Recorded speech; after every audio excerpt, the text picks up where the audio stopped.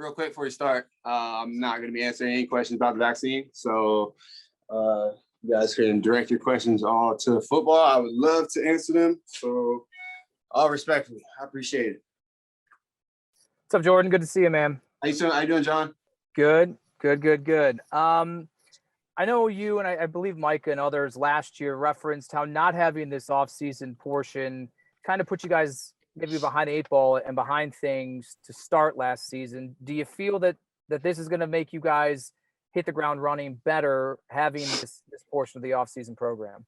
Yeah, of course. I mean, obviously I don't think it hurts us to be able to come here, be around the guys, get on the field with our coaches, and just, find ways to get better in the time that we have here. So I definitely think it's jumpstarting our season. And, I think we have 90 to 95% of the guys here. Diggs came today, so it was a cool sight to see. And guys are here. We're working. We got a goal that we want, so guys are here and we're working.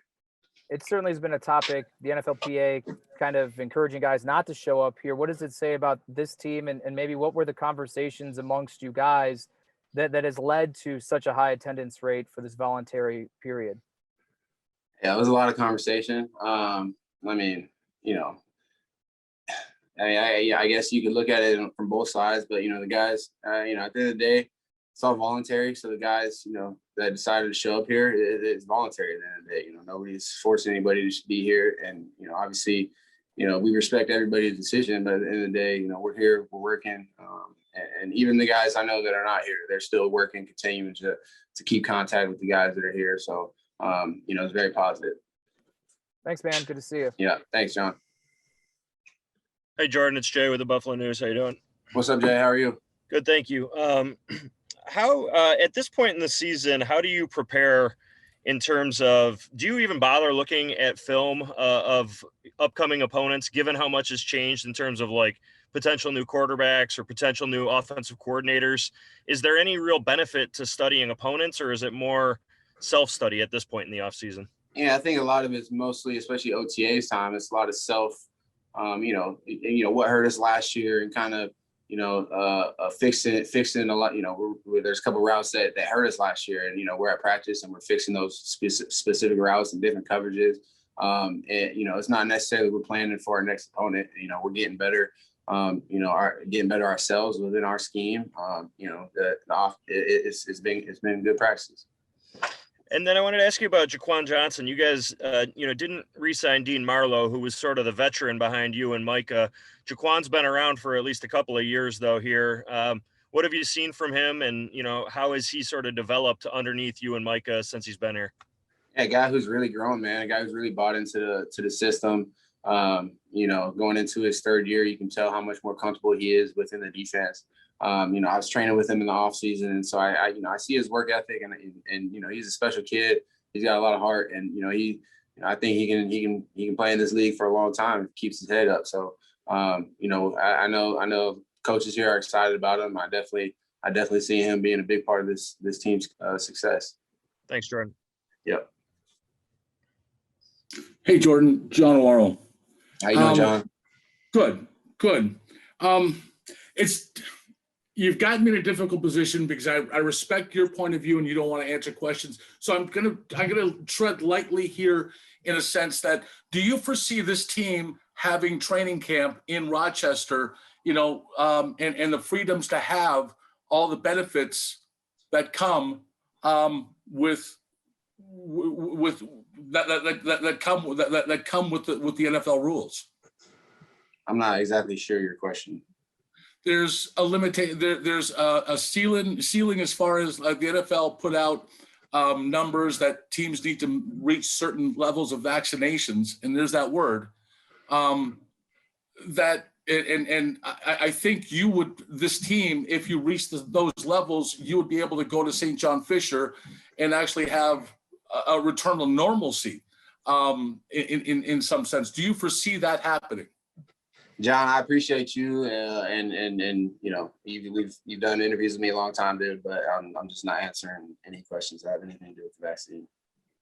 And right, I understand. I don't even want to, put that in I like camp at St. John Fisher. I like camp here. They're two totally different places. Camp here, you get all the facility.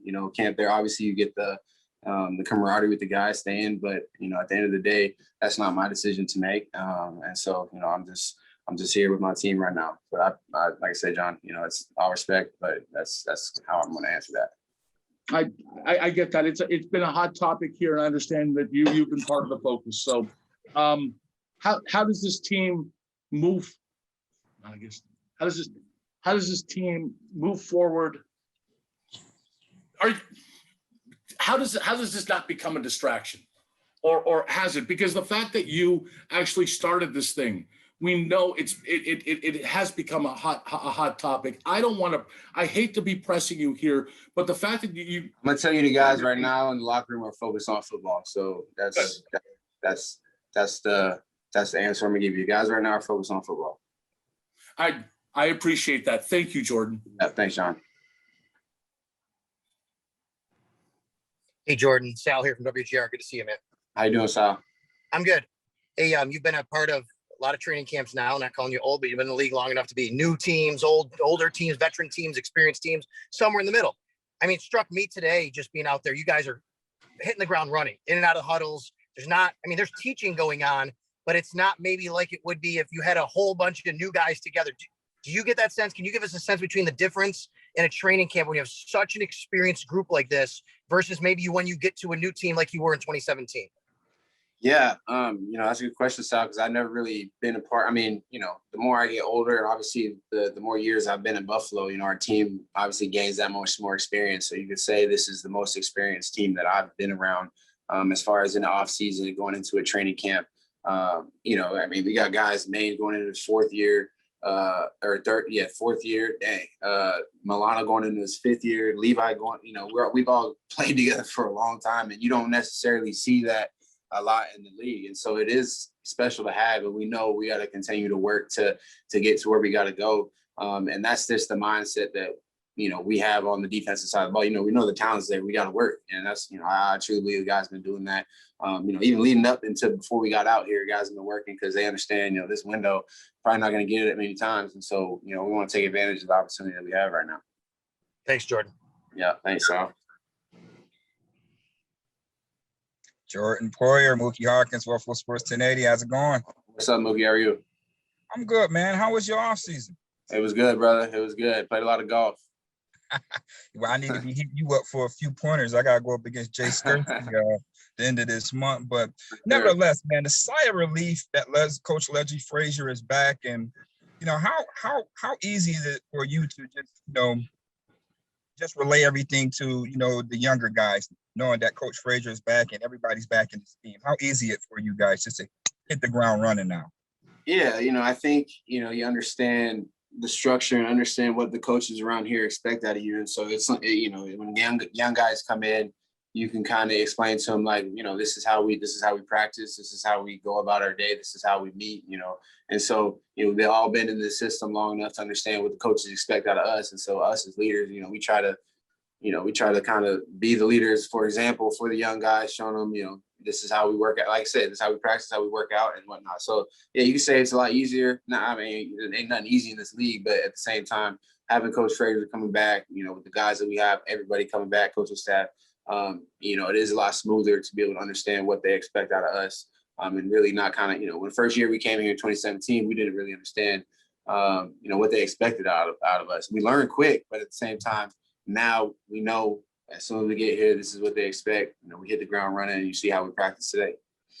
Right. Speaking of the newer guys, how quickly and how are they to, pick up things, and what are your impressions of the younger guys? Yeah, man. This isn't I'll talk on the defense side of the ball, but this isn't an easy defense to pick up. It took me, I'm still learning now, but it took me quite a while to actually figure it out.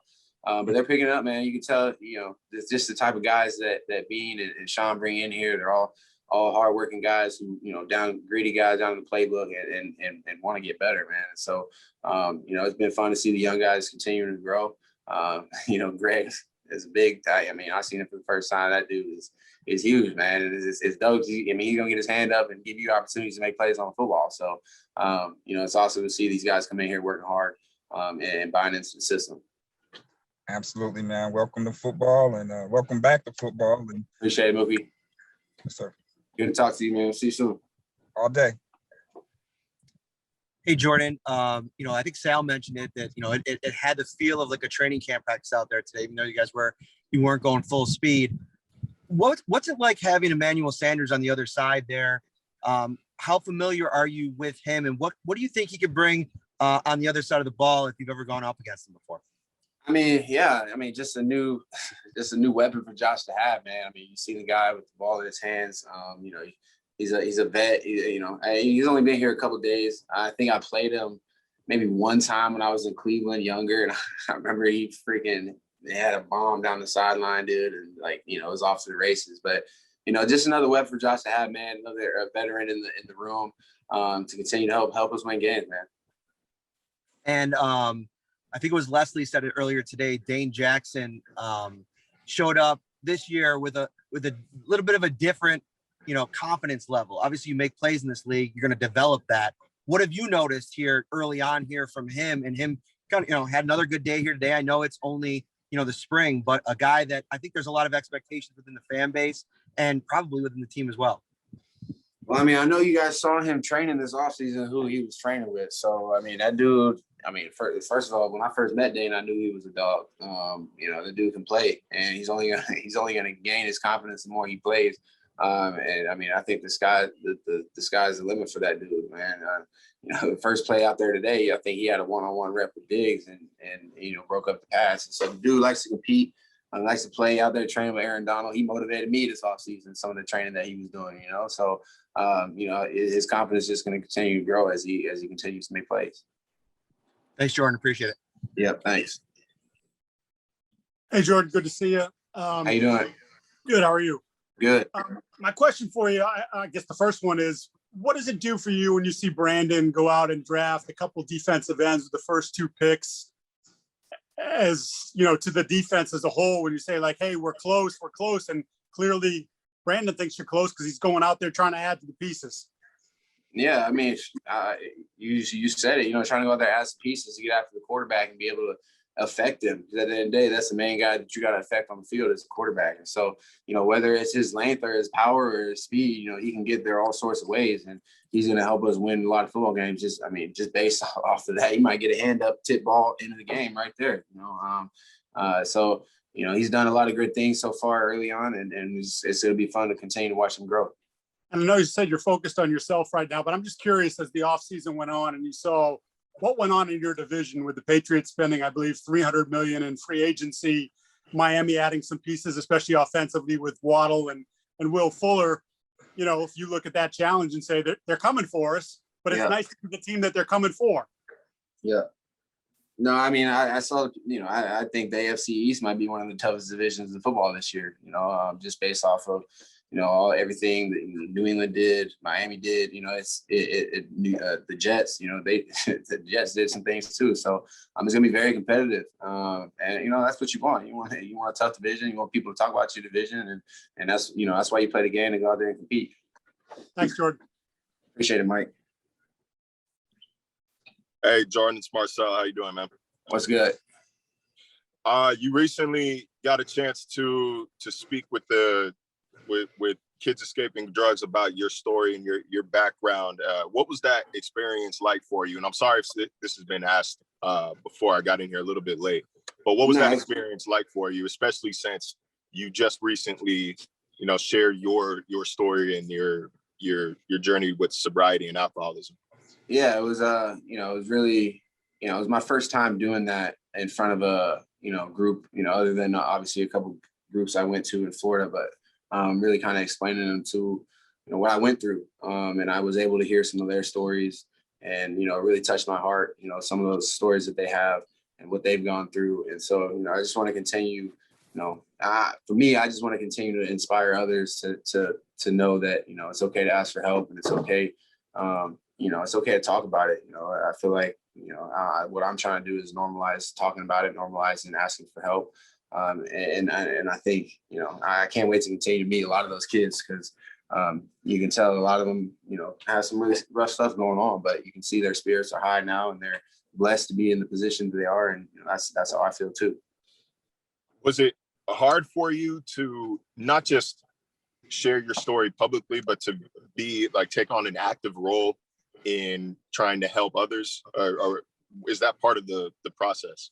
I mean, I've always liked, you know, honestly, when I made the post, I had no idea what ramification, I had no idea what would come of it, you know, and there's been so many opportunities that have really opened up since I made that post, you know, I made that post just, you know, I had heard somebody passed away in the prior months, and, you know, it really touched me and affected me in ways where I felt like I needed to share my story to, you know, hopefully stop the next person from becoming, you know, that. And, you know, and so when I posted, I really, you know, I had no idea that, you know, it would blow up the way that it did. But I'm extremely blessed that it did, because now I have opportunity to inspire a lot of people, and help a lot of people to become a better person, better, you know, best version. I always tell people, you know, who do you want to be? You want to be the best version of yourself. And so that's who I wanted to be. I wanted to continue to be the best version of myself. And that's why, you know, part of me made the post.